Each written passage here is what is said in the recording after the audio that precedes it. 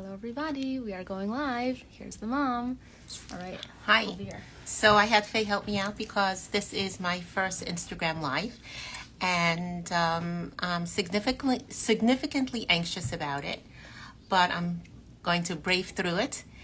And I'm happy to be live talking about OCD and giving you some insights and help through it for OK Clarity. So first I'm going to do a short overview because chances are that if you're on or watching this or submitted questions, you are somewhat familiar with OCD, but I will still give a short overview. So the first thing I want to share with you is just a general idea of what is OCD. OCD is made up of two components. That's why it's called OCD, obsessive compulsive disorder, because the two components are obsessions and compulsions. So what are obsessions? So they're unwelcome thoughts, urges, uncomfortable images that seem to stick around, and they make you very uncomfortable and anxious. But a big part of OCD is that there's the compulsive part, the compulsions. So the compulsions is what we engage in order to relieve some of these uncomfortable thoughts. So they could actually be behaviors, like the one that we're all familiar with is the hand washing when we feel our hands are dirty. So some people constantly wash their hands. So that is a physical behavior compulsion that we do. And sometimes it's an avoidance. We don't go certain places or do certain things in order to make us feel better about our obsessions, our uncomfortable, sticky thoughts. So that's general what OCD is. Of course, it's much more detailed, but today we're going to just do a short overview. Another very common concern or question that people have is, well, how do I know if my thought is a normal, weird, uncomfortable thought, or it's more of an OCD, an obsessive compulsive thought? That is one of the number one questions and concerns that people have about themselves or loved ones. And it's very easy to understand that because the answer is actually not in the thought. It's not the content of the thought. It's actually how we respond to the thought, the emotional or physical response or avoidance or behavior that we do for that thought. So if we have an uncomfortable thought and we say, hey, that was uncomfortable, or it bothered me, and then we just go on with our day, well, that is a typical weird, uncomfortable thought. But if it stops us in our track and we obsess about it and it's sticky and it doesn't go away and we need to do something or not do something to feel better about it, or we do this checking behavior or measuring behavior or constantly looking for reassurance behavior, then it could be an OCD type thought.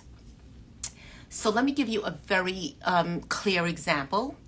So let's say somebody goes shopping and they're looking to buy a beautiful dress for a simcha.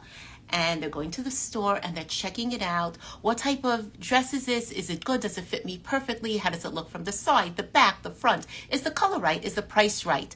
Will I feel good in it? Will I be able to wear it to many simchas?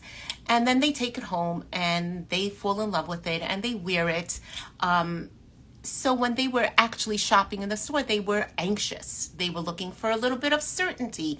They were a little uncomfortable about the purchase because it was a big purchase and they wanted to look their best in it. But if instead they actually ask everybody in the store how it looks, and they try it on several times and they look at it constantly, and they're looking at every possible part of the dress, the color, the texture, the fit, the price, and then they take it home. And they look at it in their closet and they try it on for every family member. And they ask every family member what it looks like. And then they just leave it in their closet and don't wear it. And they're constantly thinking about it. I shouldn't have bought it. I should have bought it. I shouldn't have bought it. And then sometimes they even actually, if they're able to, depending of course where they bought it, they actually go and return the dress.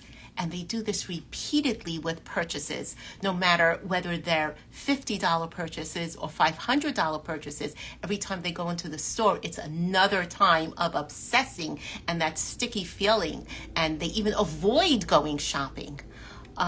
Then it becomes more of an OCD type behavior. I hope that was clear. Okay, there's so much more I could share with you, but now I'm going to go and delve into the questions that I got. Let's see how far we can go. So the first question is, how do I know if I have OCD? So I believe I answered that somewhat already.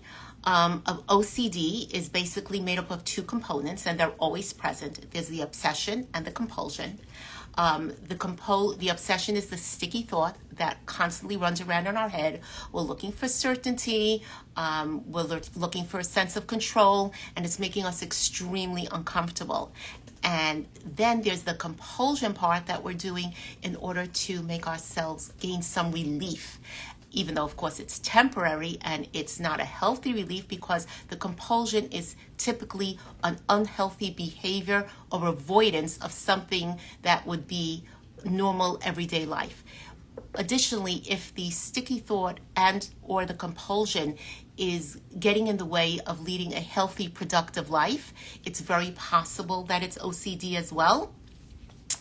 And basically, that is the long and short of how do I know if I have OCD. And of course, if it's repeated regularly and it's really getting in the way of you leading a comfortable, healthy life that you deserve. Okay, let's go into another question that's maybe a bit more complicated. So I'm going to read it straight off the paper. My husband struggles from OCD.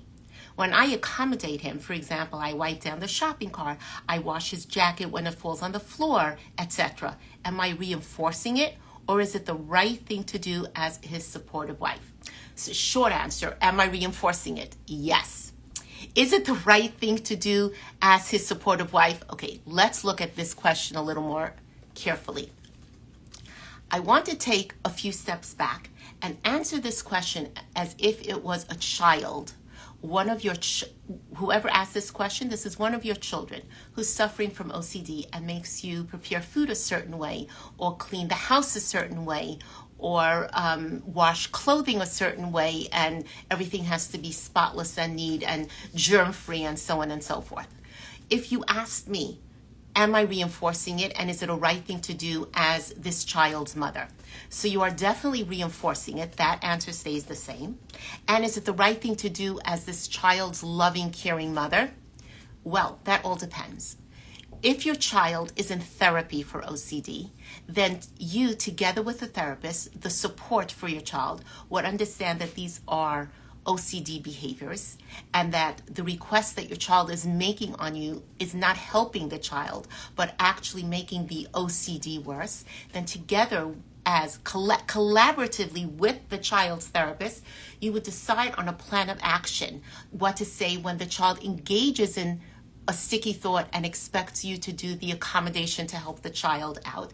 And you may have a code word and a certain way you deal with it so that you are actually not accommodating the child and making the child's OCD worse. But if the child is not yet in therapy, by you not being there to help and accommodate the child, then the child will be lost and confused and not know how to handle these sticky, obsessive thoughts. Your child also needs some psychoeducation in this area and be, so to speak, empowered to give you permission to pull away. Back to the husband. Same story. If you're going to do these behaviors for your husband, of course his OCD is going to typically get worse. And it could get more severe where everything will have to be washed constantly and so on and so forth. But by you pulling away without his understanding that these behaviors that he's asking you to engage in are not helping him, would also probably cause some sort of shalom bayis problem there, right? So same idea. Best thing is to ask him to get into therapy. Even if he's not ready to change and work on his OCD, because it is hard work, at least he should understand that these behaviors that he's asking you to engage in are making his OCD more difficult, and it could become more severe. And when he is ready to work on it, it will actually be more difficult. And typically what happens is that as we don't work on our OCD, and the OCD gets significantly worse, and there's a time that a parent cannot do the accommodations and the unhealthy compulsive behaviors that the child wants. Same thing. There's a time that if the OCD is severe, a wife will not be able to engage in the accommodations that their husband, the person's husband has become accustomed to. So eventually it does need to be dealt with. And I wish you the best of luck. And I'm looking forward to coming back next Sunday to answer more questions and to delve a little more deeply into OCD. I hope that helps. Thank you. Thank you for listening.